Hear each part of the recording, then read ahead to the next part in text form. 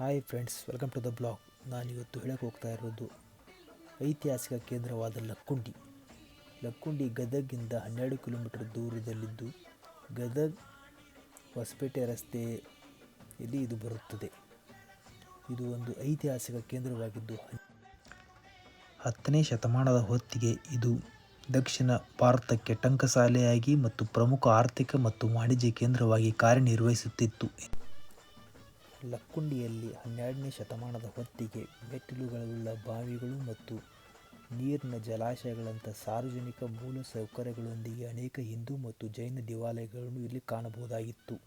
ಲಕ್ಕುಂಡಿ ಗ್ರಾಮವು 50ಕ್ಕಿಂತ ಹೆಚ್ಚು ದೇವಾಲಯದ ಅವಶೇಷಗಳನ್ನು ಹೊಂದಿದೆ ಮತ್ತು ಈಗ ಅವುಗಳನ್ನು ಭಾರತೀಯ ಪುರಾತತ್ವ ಸಮೀಕ್ಷೆ ನಿರ್ವಹಿಸುತ್ತಿದ್ದು, ಕಲ್ಯಾಣ ಚಾಲುಕ್ಯ ಯುಗದ ಹಿಂದೂ ವಾಸ್ತುಶಿಲ್ಪ ಅಧ್ಯಯನಕ್ಕೆ ಲಕ್ಕುಂಡಿ ಒಂದು ಪ್ರಮುಖ ಕೇಂದ್ರವಾಗಿದೆ. ಇದನ್ನು ವಾಸ್ತುಶಿಲ್ಪಗಳು ಮತ್ತು ಲಕ್ಕುಂಡಿಯಲ್ಲಿರುವ ಪ್ರಮುಖ ದೇವಾಲಯಗಳೆಂದರೆ ಬ್ರಹ್ಮ ಜಿನಾಲಯ. ಲಕ್ಕುಂಡಿಯಲ್ಲಿರುವ ಅತಿ ದೊಡ್ಡ ಜೈನ ದೇವಾಲಯಗಳಲ್ಲಿ ಅತ್ಯಂತ ಹಳೆಯದ್ದು ಕ್ರಿ. ಶಕ 1007ರಲ್ಲಿ ನಿರ್ಮಾಣವಾಯಿತೆಂದು ಹೇಳಬಹುದು. ನಾಗನಾಥ ದೇವಾಲಯ 11ನೇ ಶತಮಾನದ ಆರಂಭದಲ್ಲಿ ನಿರ್ಮಾಣವಾಯಿತೆಂದು ಹೇಳಬಹುದು. ಪಾರ್ಶ್ವನಾಥ ಮತ್ತು ನಾಗ ಸರ್ಪ ದೇವತೆಗೆ ಮತ್ತೊಂದು ಜೈನ ದೇವಾಲಯ ಇದಾಗಿದೆ. ಕಾಶಿ ವಿಶ್ವೇಶ್ವರ ದೇವಸ್ಥಾನ ಮಲ್ಲಿಕಾರ್ಜುನ ದೇವಸ್ಥಾನ ಒಂದು ಹಿಂದೂ ದೇವಾಲಯ ಇದಾಗಿದೆ. ಹಲಗುಂದ ಬಸವಣ್ಣ ದೇವಸ್ಥಾನ ಶೈವ ಲಿಂಗಾಯತ ದೇವಾಲಯ ಇದಾಗಿದೆ. ವಿರೂಪಾಕ್ಷ ದೇವಸ್ಥಾನ ಸಕ್ರಿಯ ಮತ್ತು ಹೆಚ್ಚು ಜನರು ಭೇಟಿ ನೀಡುವ ಗ್ರಾಮ ದೇವಾಲಯ ರಾಷ್ಟ್ರಕೂಟ ಶೈಲಿಯ ಹಿಂದೂ ವಾಸ್ತುಶಿಲ್ಪಗಳನ್ನು ಹೊಂದಿದೆ. ಲಕ್ಷ್ಮೀನಾರಾಯಣ ದೇವಸ್ಥಾನ 11ನೇ ಶತಮಾನದ ಒಂದು ವಿಷ್ಣು ದೇವಾಲಯ ಇದಾಗಿದೆ. ಮಣಿಕೇಶ್ವರ ದೇವಸ್ಥಾನ ಲಕ್ಕುಂಡಿಯಲ್ಲಿರುವ ಅನೇಕ ಐತಿಹಾಸಿಕ ಮೆಟ್ಟಿಲು ಬಾವಿಗಳಲ್ಲಿ ಒಂದನ್ನು ಹೊಂದಿರುವ ತ್ರಿಕೂಟ ದೇವಾಲಯ. ವೀರಭದ್ರ ದೇವಸ್ಥಾನ ಒಂದು ಹಿಂದೂ ದೇವಾಲಯ ಇದಾಗಿದೆ. ನಾಣೇಶ್ವರ ದೇವಸ್ಥಾನ ಮಂಟಪ ಮತ್ತು ಸ್ತಂಭ ವಾಸ್ತುಶಿಲ್ಪದಲ್ಲಿ ನಾವೀನ್ಯತೆಗಳನ್ನು ಹೊಂದಿರುವ ಹಿಂದೂ ದೇವಾಲಯ. ಸಂಪೂರ್ಣವಾಗಿ ಅಭಿವೃದ್ಧಿ ಹೊಂದಿದ ಕಲ್ಯಾಣ ಚಾಲುಕ್ಯರ ಶೈಲಿಯ ಆರಂಭಿಕ ಉದಾಹರಣೆಗಳಲ್ಲಿ ಇದು ಒಂದಾಗಿದೆ. ಸೋಮೇಶ್ವರ ದೇವಸ್ಥಾನ ಐತಿಹಾಸಿಕ ಕೋಟೆ ಗೋಡೆ. ಲಕ್ಕುಂಡಿಯಲ್ಲಿ ಹಲವು ಬಾವಿಗಳನ್ನು ಕಾಣಬಹುದಾಗಿದೆ. ಇವುಗಳನ್ನು ಕಲಾತ್ಮಕವಾಗಿ ನಿರ್ಮಿಸಲಾಗಿದ್ದು, ಸಣ್ಣ ಮೇಲಾವರಣ ಗೂಡುಗಳಲ್ಲಿ ಲಿಂಗಗಳನ್ನು ಪ್ರತಿಷ್ಠಾಪಿಸಲಾಗಿದೆ. ಚತಿರಬಾವಿ, ಕನ್ನೆಬಾವಿ ಮತ್ತು ಇದರಲ್ಲಿ ಪ್ರಮುಖವಾಗಿ ಮುಸುಕಿನ ಬಾವಿಯು ವಿಶಿಷ್ಟ ವಾಸ್ತುಶಿಲ್ಪ ದೃಷ್ಟಿಯಿಂದ ಮಹತ್ವದ್ದಾಗಿದ್ದು, ಅವುಗಳ ಕಲಾಕೃತಿ ಮತ್ತು ಕೆತ್ತನೆಗಳಿಗೆ ಜನಪ್ರಿಯವಾಗಿದೆ. ಬ್ರಹ್ಮ ಜಿನಾಲಯ ಇದು ದಾನ ಚಿಂತಾಮಣಿ ಅತ್ತಿಮಬ್ಬಿ ಕಟ್ಟಿಸಿದ ದೇವಾಲಯ. ಇದರಲ್ಲಿ ನಾವು ಅತ್ತಿಮಬ್ಬೆಯ ಜೀವನ ಚರಿತ್ರೆಯ ಶಾಸನವನ್ನು ಕಾಣಬಹುದು.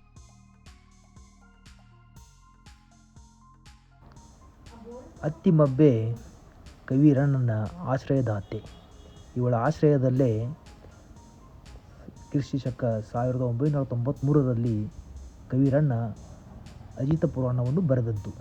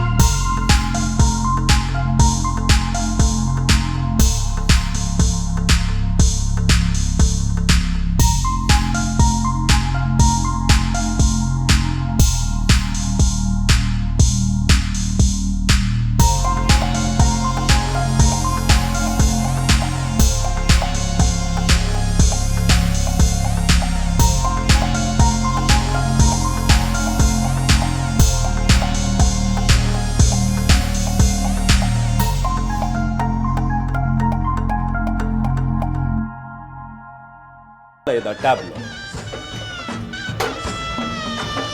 ಶಿಲ್ಪಕಲೆಯ ತೊಟ್ಟಿಲು ನಮ್ಮ ಬದುಕಿನ ಲಕ್ಕುಂಡಿ, ಸರ್ವಧರ್ಮ ಶಾಂತಿಯ ತೋಟ ಕಾಣಿರಿ ನೀವಿಲ್ಲಿ. ಚಾಲುಕ್ಯರ ಚಿರುಳು ಐತಿ, ಹತ್ತಿನ ಬೆಕರುಣೆ ಐತಿ, ಕರುನಾಡ ಕಲ್ಲಿನ ಮ್ಯಾಲೆ ಜಾವಲೋಕದ ಛಾಪೈತಿ.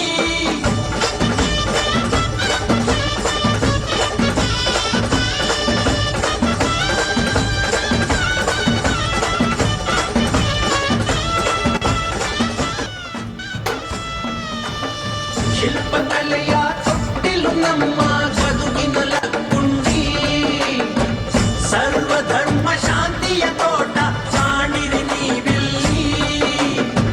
ಚಾಲುಕ್ಯರ ಚಿರುಳು ಐತಿ, ಹತ್ತಿನ ಬೆಕರುಣೆ ಐತಿ, ಕರುನಾಡ ಕಲ್ಲಿನ ಮ್ಯಾಲೆ ಜಾವಲೋಕದ ಛಾಪೈತಿ.